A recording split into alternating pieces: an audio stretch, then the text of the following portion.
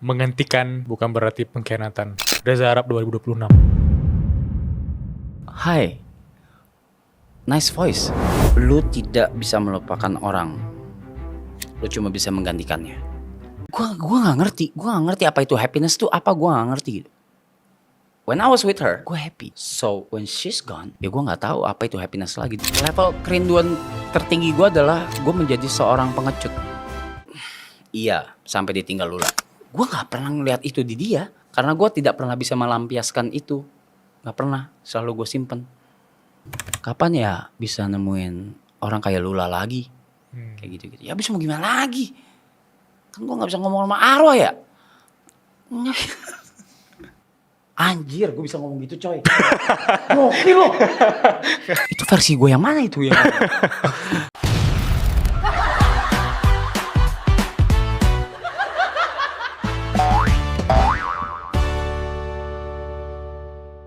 Tapi bagi orang yang belum tahu sisi lainnya Reza Arab, rasa sakit apa yang membentuk Reza Arab sekarang? Mungkin rasa tidak dianggap pernah ada di beberapa orang yang justru gua pribadi kagumi. Itu yang paling menyakitkan sih. Kecewa udah pasti pernah. Mungkin bukan validasinya, tapi kayak, halo, gue pernah berbuat baik loh sama lu. Kita pernah bekerja sama dengan baik-baik loh sama lu. Tapi yang malah diingatkan ya, tapi itu manusiawi ya, wajar ya. Karena lu bikin 1000 kebaikan, tapi lu ngelakuin satu kesalahan, itu yang diingat gitu. Ya, Ya whatever, this is human. So, setiap setiap fase. iya, setiap fasenya ada bagian itunya sih. Mungkin yang tidak terjadi atau mungkin belum terjadi yang belakangan ini. Gimana cara ngehandle fase tidak dianggap ataupun dianggap mungkin akan disalahpahami gitu. Menghadapinya pertama itu gue approach them like nothing happened. Gue tetap melakukan hal yang menurut gue baik aja tanpa gue tahu kalau mereka tuh sudah nggak suka sama gue gitu. Oh, dari situ gue baru sadar, oh mereka punya masalah sama gue, atau mereka merasa gue melakukan sesuatu kesalahan ke mereka. Akhirnya gue menggali apa nih, tapi nggak nemu. Itu menghabiskan banyak energi kita dong. Lebih menghabiskan energinya itu ketika gue tidak mendapatkan jawabannya sebenarnya. Fase sakit apa yang bikin seorang Reza itu akhirnya ketemu dengan fase dia kesepian, fase dia menjauhkan diri sementara dengan orang-orang di sekitarnya gitu.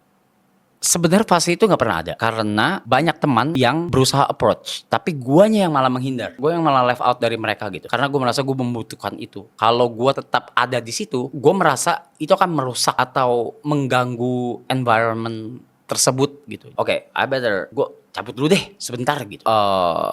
Terus radio ngeplay lagu yang reminds you of that person. Sometimes lu ketemu orang terus oke, kemarin waktu itu gue ada ketemu sama Sungkang. Terus dia punya satu mobil. Gue tanya, punya nama nggak mobilnya? Oh, her name is Lola. I was like, what the fuck is going on? Lola, gue sampai tanya, what? Lola? Yeah, her name is Lola. Kayak just random things. Conversation dari beberapa orang yang nyangkut ke arah situ lagi gitu. Griff mengajarkan gue banyak hal. Salah satunya adalah komparasi as in gini. Gue tadinya mengkomparasi kayak, kok lu nggak gini sih? Kok lu nggak begitu sih? Lu kan harusnya begini pas Griff. Karena gue Griffnya begini. Kok lu nggak begitu sih? Seberjalannya waktu, gue belajar kalau oh iya nggak bisa disamakan. Griff setiap orang tuh nggak bisa disamakan. Tidak ada yang salah dengan itu. Akhirnya gue belajar seperti itu sih. I wrote something di Griff ini. Judulnya adalah Acting Not to Be Acting. Kalau lu mau bahas deep banget ya, I was thinking at that day, gue sedih. Deep down, I was sad. I was broke down. Tapi gue di sisi lain gue sadar nih kamera banyak banget nih. Kadang ke twist gitu. Ini gue yang mana? Ini gue tuh emang gue memang lagi sedih atau gue mau menampilkan gue sedih? Dan mungkin ini yang orang lain tuh nggak sadar. Mungkin ya. Tapi gue sadar akan hal itu. Masa iya gue acting? Ini gue nggak acting kan? Itu kenapa gue tulis acting not to be acting.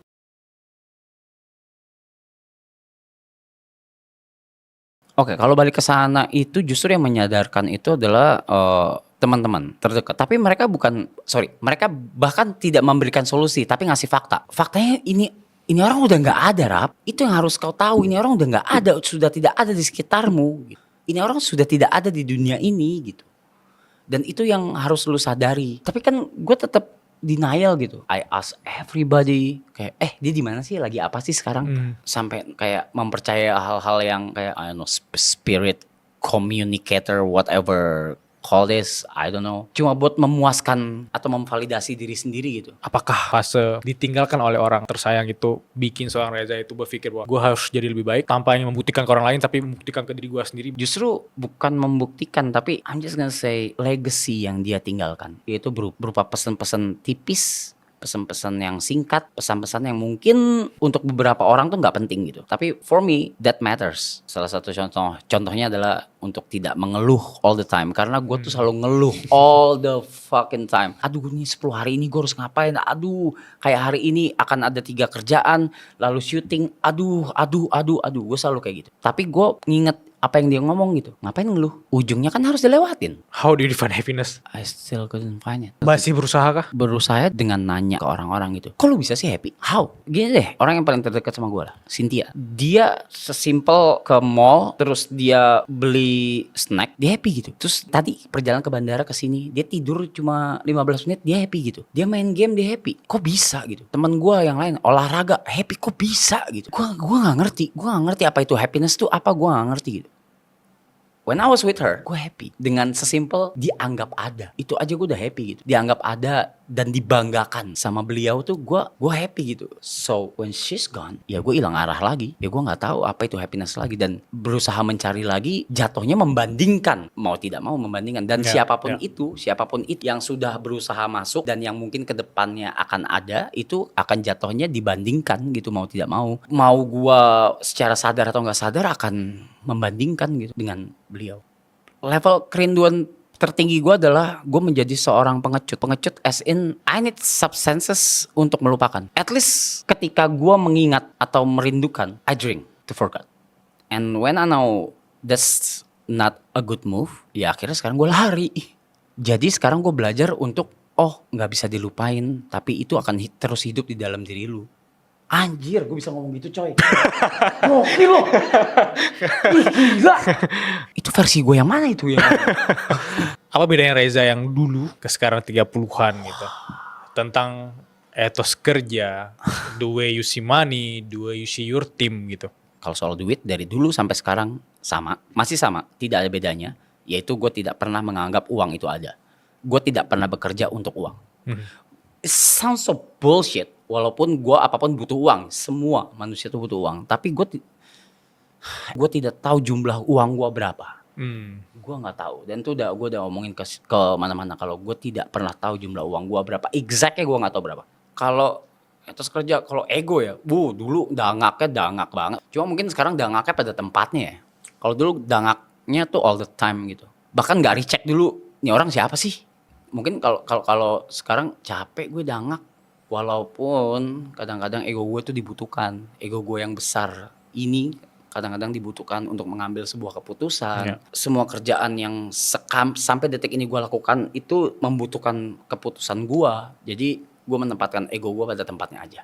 Soal mood, yang kalau kerja sesuai mood, iya, sampai ditinggal lula. Dulu gue ngeluh all the time. Tapi ketika gue dekat sama dia dan akhirnya berhubungan sama dia, ngelihat dia nggak pernah ngeluh, ngelihat dia nggak pernah tuh kerja pakai mood tuh, nggak ada tuh, dia selalu kerja happy. Gue nggak pernah ngelihat itu di dia. Kerja aja gitu, kok bisa gitu. Dan gue belajar banyak banget dari beliau. Kayak gue malu deh kalau gue kerja pakai mood gitu. Sepeninggalannya beliau, gue kerjain dulu deh, lukanya belakangan. Gue udah lama banget gak minum alkohol. Gue jarang banget minum, sampai 3 minggu lalu gue minum cuma 3 gelas. Resultnya, gue teriak-teriak nangis kayak orang gila. Kelepas gitu, nangisin almarhumah gitu. Sendirian. Akhirnya gue teleponnya, yang gue telepon 911 gue, Cynthia gitu. Tapi pas udah sadar, lega gitu. Karena gue tidak pernah bisa melampiaskan itu. Gak pernah, selalu gue simpen. Ngobrol sama diri sendiri, kayak, iya lagi sedih lu ya gitu. Gak apa-apa kok. Nangis aja, ngobrol gitu. Lagi sedih ya, lagi ngerasain apa sekarang, lagi butuhnya apa gitu. Pegang dada sendiri, lagi kangen ya, kayak gitu-gitu. Ya abis mau gimana lagi, kan gue nggak bisa ngomong sama arwah ya. It happens on me right now. Gue selalu menanyakan hal ini gitu. Kapan ya bisa nemuin orang kayak Lula lagi? Ya jawabannya nggak pernah bakal ada. Individu seperti dia ya dia gitu. Dan menggantikan itu kan bukan berarti mengkhianati. despite itu orang itu masih ada atau enggak, baik atau buruk gitu, cuma tergantikan aja, and everybody is replaceable. Termasuk saya.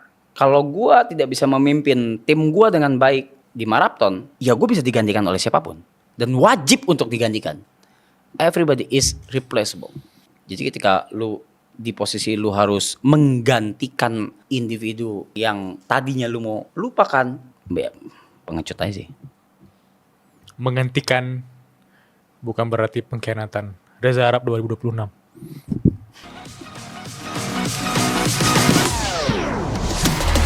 Woo.